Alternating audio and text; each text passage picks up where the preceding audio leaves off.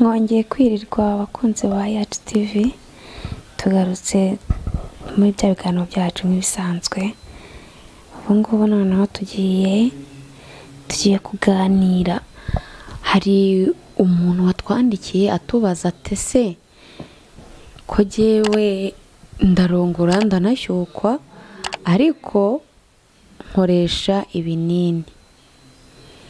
Abantu bakoresha biriya binini rero banze kuri subscribe ariko kugira ngo bikurikirane neza ku gihe.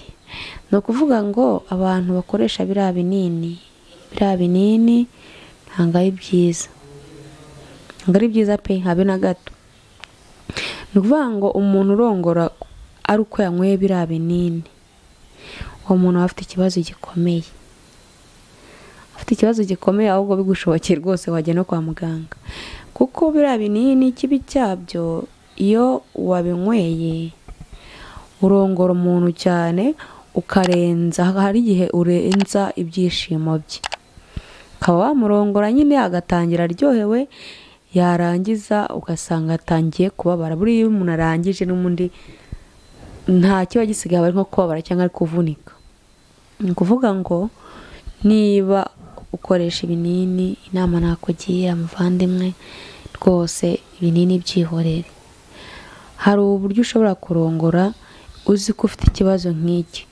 Ikibazo uwo muntu yatwandikiye atubwira ko agira ikibazo cyo kurangiza vuba. Ikibazo cyo kurangiza vuba, anatubwira ko iyo amaze kurangiza kugira ngo yongere ibyuke rwose atari ibintu bya hafi aho ngaho, akaba ariyo mpamvu yitabaza ibyo binini. Ni ukuvuga ngo ibinini abantu mubikoresha mwembi muri rusange, niba wabajije icyo kibazo nawe niba ahari yumvireho, ntago ibyo binini ari byiza. Biriya binini ni bya bindi unywa, wamara kubinywa umubiri wawe warabimenyereye, bikajya bisaba kushyukwa ari uko wabinyweye. Urumva ikibazo ahantu kiri? Bisaba kushyukwa ari uko wabinyweye. Ubwo ni ukuvuga ngo rero rwose biriya binini ntabwo ari byiza pe. Inama nabagira mu byihorere, niba ubifatiranya, ubashe kubifatirana, wenda ari bwo ucyumve ino video, biriya binini ukabyihorera byakubera byiza. Murumva? Ni ukuvuga ngo niba uzi ko uri umugabo, n'ubushize narabibabwiye, niba uzi ko uri umugabo ukaba uzi ko urangiza vuba, ni ukuvuga ngo hari uburyo ugomba kubigenza. Sinabibabwiye uburyo ugomba kubigenza niba ugiye gukora imibonano mpuzabitsina n'uwo muri kumwe. Hari ikibazo kijya kiba rimwe na rimwe ku bantu benshi njya mbona, ugasanga uri kumwe n'umukobwa uramusabye arakwimye, ugasanga nyine kwirekura kwe byanze. Noneho hari ukuntu wenda igihe kigera cyo kwirekura akaguha n'ubundi ari nkaho urangije, kubera ko wamumukoraho wamuganiriza yibana nyine kugira ngo utaba wamurongora. Ibyo nanone bigatuma urangiza vuba. Banza urebe, ukore test y'ibyo bintu nkubwiye, urebe niba ari byo. Niba uzi ko ugiye kurongora umukobwa, wirindira ko wenda abifata nkaho uri kumufurusa. Ubonye atabishaka nyine birumvikana, icyo gihe ubyikuramo. Ariko ubundi niba umubwiye, niba uzi ko ugira icyo kibazo, wibyisetingamo cyane mu gihe muri kumwe. Byisetingemo mu gihe wamuganirije, mwahuje ibiganiro, ku buryo ushobora gutekereza ko ugiye kumurongora nyine nawe ubona yagiye muri mudu yabyo. Kuko iyo ubitekereje mbere y'ako kanya, ukabitekereza mbere ye ugashyukwa ukamukoraho, ni hahandi ushobora kumukoraho yagusoma ukaba wakwirangirizaho utamurongoye. Kumva ukuntu bimeze, ni ikibazo gikomeye. Niba uzi ko ugira ikibazo cyo kurangiza vuba, inama nakugira, niba uri kumwe n'umukobwa cyangwa se umugore wawe, niba uri kumwe n'umukobwa cyangwa umugore wawe ukaba uzi ko urangiza vuba, gerageza wirinde nko kuba wamukoraho cyane, wicara umuganirize nyine ariko utamukozeho cyane, kuko ushobora kumukoraho cyane ugashita ukurangije, akaba hahandi usebera imbere y'umuntu. Niba uzi ko ugiye kumusaba wenda icyo gitsina, ndizera umekinga shuwa neza ko aba ari bubyemere.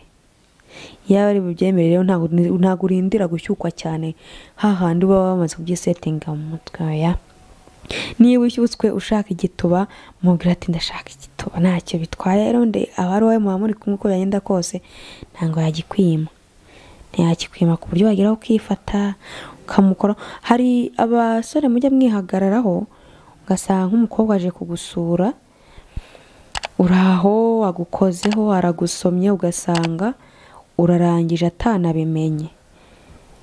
Ibyo bintu ntabwo ari byiza. Niba uzi ko hari imbere yawe, musabe araguko yenda kose, haya ngo wirangirizeho, kuko iyo wirangirijeho nanone biba ari ikibazo. Noneho ikindi, niba uri kumwe n'umugore wawe ukaba nkawe nagira inama yo kureka ibyo binini uzi ko usanzwe ubikoresha, mujye muganira. Niba ituru ya mbere uzi ko koko ibanguka wenda itwara nk'iminota ingahe, noneho ku ituru ya kabiri ukaba uzi ko kandi imboro yawe itagipfa kweguka, ukuntu uzajya ubigenza. Ibyo bintu umugore wawe ashobora kubigiramo uruhare. Nimba hari n'abadamu bari kumva ino video, ubwo nabo barumva. Niba uzi ko umugabo wawe agira ikibazo cyo kuba arangiza vuba, urabizi ko arangije vuba, nawe umushyuko wawe ntabwo uba ushize. Gerageza rero wongere ibyo bita gushira, wongere ukamushiturane nk'uwo nguwo. Iyo uzi ko nyine kugira ngo ashyukwe bimugora, ubimufashamo ukajya umukoraho, ukamuganiriza utuntu twiza, mbese nyine nawe urabyumva nk'umuntu mukuru. Kandi ukagerageza niba muri nko kumwe, wenda mumaze gukora agaturu kamwe, kugira umusubiye nko muri salo mugiye kurya, muhata udukeya nyine kugira ngo nawe mu mutwe we, mu bwonko bwe hafunguke nyine, hafunguke yumve yisanze, ntihakugire santima, kuko biriya ni ibintu bituruka mu bwonko, si ibintu biza ako kanya ngo bihite byikubita aho ngaho. Ni ibintu bituruka mu bwonko, bisaba kubitekerezaho. Ubwo niba uri umudamu uzi ko iyo turi itinda, uzi ko ashyukwa bimugoye ku ituru ya kabiri, ugerageza umwegere umukoreho, ufate imboro ye uyikoraho, uyikabakabe nyine, nawe yumve nyine ko umuri hafi, umwegereye. Byanaba byiza, hari ukuntu ushobora nko kumuryama hejuru, urumva, ukamuryama nko hejuru ukamushyira amabere mu gituza. Hari ukuntu nk'uko nguko ukajya umusoma, umushima mu mutwe, ibintu nk'ibyo nyine bituma agira ubushake. Hakaba hari nk'ukuntu cyangwa ushaka nko kuba munaryamye ukamuryama mu gituza, ukajya ufata imboro ye ukayikoraho, ibyo bintu biba ari sawa cyane. Kandi nukuri muzabigerageze murebe, utazatuma nyamuneka igihe yagiye kugura icyo kinini, urumva ukuntu biba bimeze. Iyo yagiye kugura ikinini nk'icyo ngicyo agashyukwa ari uko akinyweye, nawe icyo gihe ubihomberamo. Bisaba ngo igihe cyose ajya ashyukwa ari uko afite icyo kinini, urumva ntabwo byaba ari byiza. Iyo aguswe rero yanyweye icyo kinini, ni hahandi ashobora kukurongora hafi isaha yose irenga, ari kukurongora. Urumva isaha yose irenga waba warangije. Noneho urabizi abadamu ukuntu twitereye, iyo warangije, iyo umaze kurangiza, ikiba gisigaye ari kubikora uba wumva uri kubabara, uri kubabara pe. Ubwo rero kugira ngo akuryohereze neza, nawe umuryohereze, mwese mwishimane, niyo system. Nimba uzi ko ituru ya mbere irangiye, mumaze kuruhuka,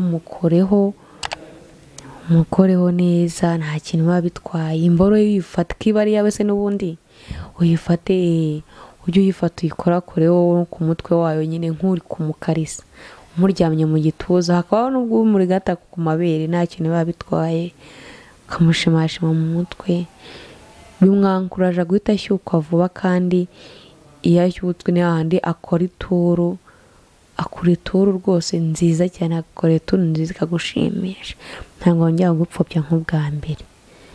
ubwo rero ndizera ko ari uko gahunda zimeze, kandi muzabigerageze murebe ibyo bintu mbabwiye ni wo muti.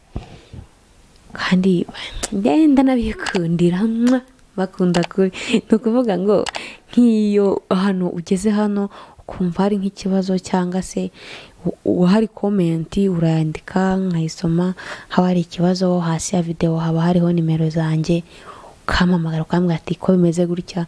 n'umudamu ntabwo yatinya kumpamagara, ukampamagara ati se ko bimeze gutya, wenda umutware wanjye bimeze gutya, nkagusobanurira uburyo ki wabigenza kugira ngo bigende neza, urugo rwawe rwubakwe neza rukomere.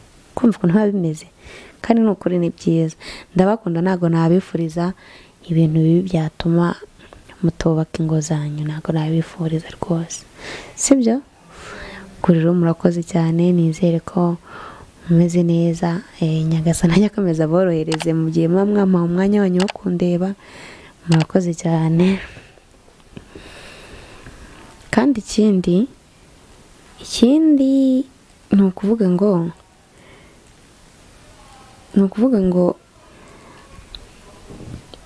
niba nk'umutware wawe aje, tujye twibuka gutanga